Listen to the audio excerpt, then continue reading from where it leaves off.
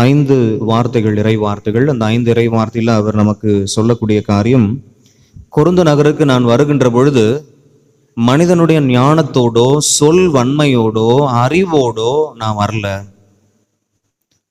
அப்படின்னா, அன்புக்குரிய சகோதர சகோதரி, அவர் சொல்லக்கூடிய ஒரு காரியம், உங்கள் மத்தியிலே நான் நற்செய்தியை அறிவிக்க வருகின்ற பொழுது திருமுழுக்கு கொடுக்க வரல, நற்செய்தியை நான் அறிவிக்க வருகின்ற பொழுது கடவுளினுடைய வல்லமையோடு வந்தேன். அந்த கடவுளுடைய வல்லமை ஆண்டவர் இயேசு கிறிஸ்து தான்.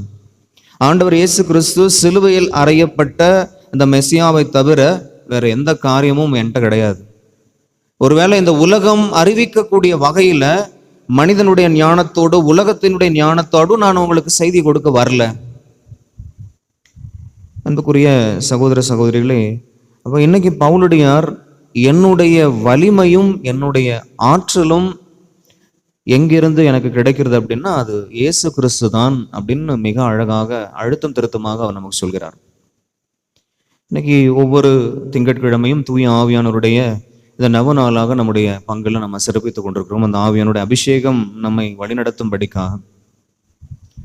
அன்புக்குரியவர்களே, உங்களுடைய ஆற்றல், உங்களுடைய வல்லமை எதிலிருந்து, யாரிடமிருந்து அப்படின்னு பரிசோதனை செய்து பார்க்க இன்னைக்கு ஆண்டவருடைய வார்த்தை நமக்கு அழைப்பு கொடுக்கிறது.